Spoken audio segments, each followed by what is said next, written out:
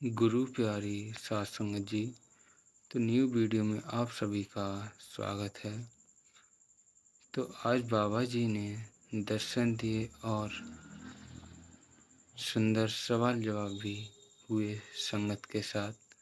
तो आइए हम उन सवाल जवाब पर एक नज़र डालते हैं। अगर आप नए हों तो हमारे YouTube चैनल नानक स्पिरिचुअल ज्ञान को सब्सक्राइब कर लें और साथ ही बेल आइकन प्रेस भी कर लें ताकि हर एक आने वाली वीडियो आप तक सबसे पहले पहुंचे। एक बहन ने पूछा, बाबा जी प्रेम क्या होता है? बाबा जी मुस्कुराए और बोले, बेटा प्रेम एक बहुत ऊंची अवस्था है। इसे शब्दों में पूरी तरह समझाया नहीं जा सकता। अभी हम माया के घेरे में हैं, इसलिए हर चीज को सांसारिक रूप में ही देखने की आदत है। बाबा जी ने समझाया कि जब आत्मिक यात्रा में हम थोड़ी और आगे बढ़ेंगे तभी प्रेम की असली गहराई का अनुभव होगा। फिर वही बहन बोली, बाबा जी मैं बहुत चिंतित रहती हूँ जब काम नहीं बनते। बाबा जी बोले, बेटा हर चीज में संतुलन बनाए रखना जरूरी है। अगर संतुलन बिगड़ गया तो हम गिर सकते हैं। अगर हम हर कदम सोच समझकर और संतुलन के साथ उठाएंगे तो गिरने की नौबत नहीं आएगी और हम आगे बढ़ पाएंगे। एक अन्य बहन ने पूछा, बाबा जी मैं बहुत सी चीज़ों की योजना बनाती हूँ लेकिन सब पूरी नहीं हो पाती। बाबा जी ने सरलता से कहा, बेटा बातों से कुछ नहीं होता, असली बात है कर्म की योजना बनाना। अच्छी बात है, पर जब तक हम प्रयास नहीं करेंगे तब तक कोई नतीजा नहीं निकलेगा। किसी भाई ने पूछा, बाबा जी क्या कर्मों का फल सच में मिलता है? बाबा जी बोले, बेटा हर व्यक्ति की सोच अलग होती है, लेकिन हमें यह समझना है कि हमारे हाथ में क्या है और हमें क्या करना है। जो हमारे नियंत्रण में है वही हमें देखना और करना है। उसी भाई ने आगे पूछा, बाबा जी क्या मालिक को पाने के लिए कोई खास उम्र की ज़रूरत होती है? बाबा जी ने बहुत सुंदर उत्तर दिया, बेटा जैसे हम अपने माता पिता का धन्यवाद किसी भी उम्र में कर सकते हैं, वैसे ही मालिक का शुक्रिया भी किसी भी समय किया जा सकता है। इसमें उम्र की कोई बंदिश नहीं होती। एक बहन ने भावुक होकर पूछा, बाबा जी मैं आपका शुक्रिया कैसे अदा करूं? वह बोली, बाबा जी सब्र कैसे रखें? बाबा जी ने हंसते हुए जवाब दिया, बेटा अगर बीवियों को बोलने का मौका दिया जाए और वह चुप रहें तो यह तो नामुमकिन सा हो जाता है। सारी संगत हंसी में झूम उठी। फिर बाबा जी ने गंभीर होकर कहा, बेटा असली शुक्रिया तो मालिक का करना है जिसने हमें सोचने समझने की ताकत दी है। हमें इस विवेक की कदर करनी है और उसका धन्यवाद करते रहना है। फिर एक सवाल आया, बाबा जी मैं कोई भी काम करता हूँ तो वह नेगेटिव हो जाता है। बाबा जी ने समझाया, बेटा पॉजिटिव और नेगेटिव दोनों हमारे अंदर ही होते हैं। यह हम पर निर्भर करता है कि हम किस दिशा में ध्यान केंद्रित करते हैं। अगर हम सकारात्मक सोचेंगे तो सकारात्मक ही जीवन में आएगी, वरना निगेटिव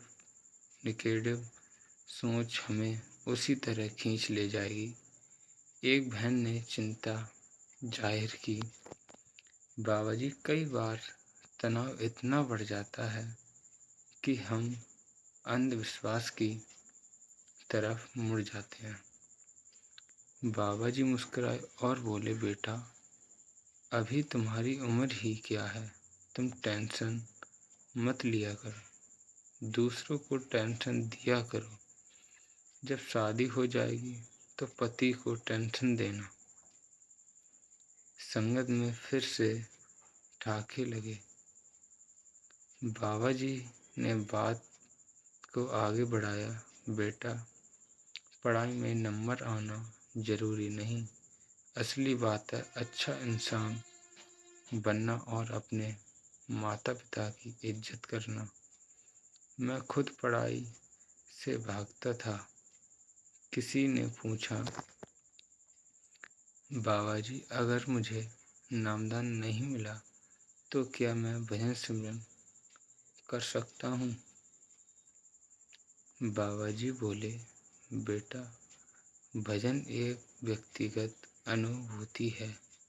हर किसी के पास वह परिस्थितियाँ नहीं होती कि वह एकांत में भजन कर सके, मगर इतना तो कर सकते हैं कि एक चादर ओढ़ लें और बैठ जाएं, रोज मालिक का धन्यवाद करें। एक सवाल आया, बाबा जी इस दुनिया में तो झूठ ही बिकता है। बाबा जी ने समझाया, बेटा यह सब देखने का हमारा नजरिया है। आखिर में तो हमारे कर्मों का हिसाब देना ही होगा। अगर हम झूठ बोलेंगे तो उसका परिणाम भी हमें ही भुगतना पड़ेगा, और जब वक्त आएगा हिसाब देने का तो फिर वो सहना भी पड़ेगा। एक बहन ने पूछा, बाबा जी क्या हम हर किसी पर गुस्सा कर सकते हैं?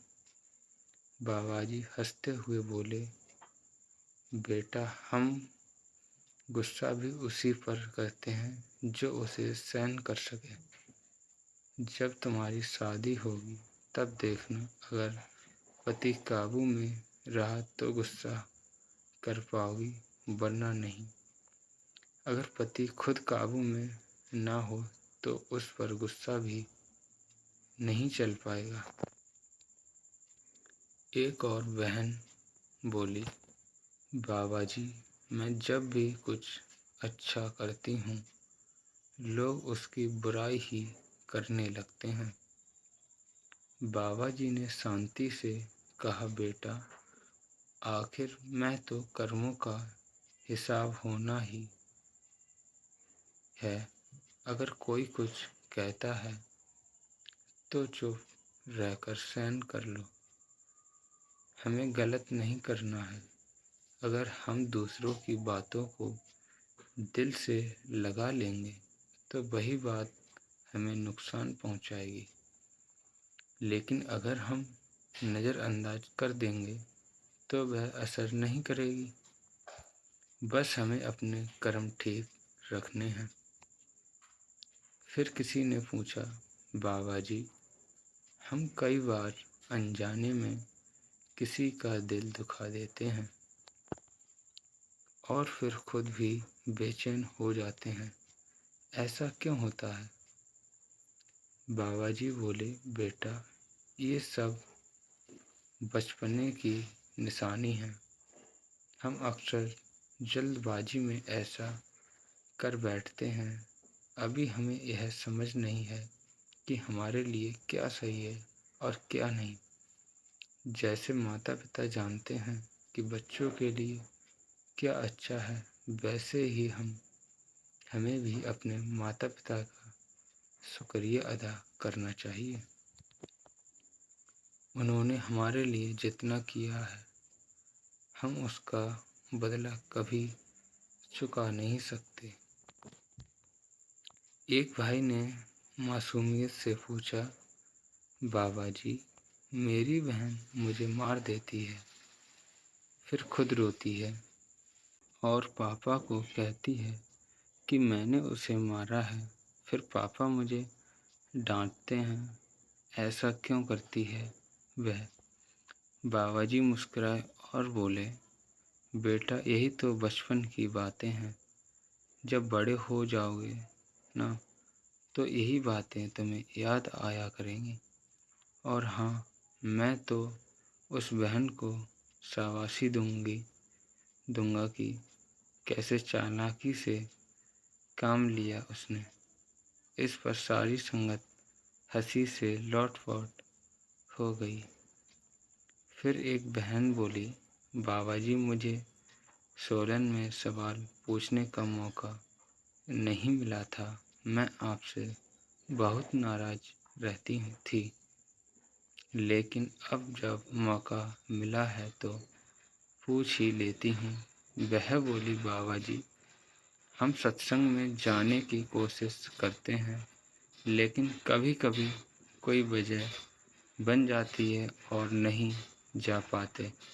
बाबा जी बोले, बेटा, सोचने से कुछ नहीं होता, असली बात तो कर्म की है।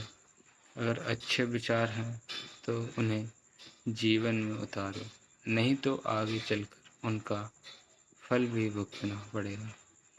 तो सत्संग जी, आज के यही थे सवाल जवाब।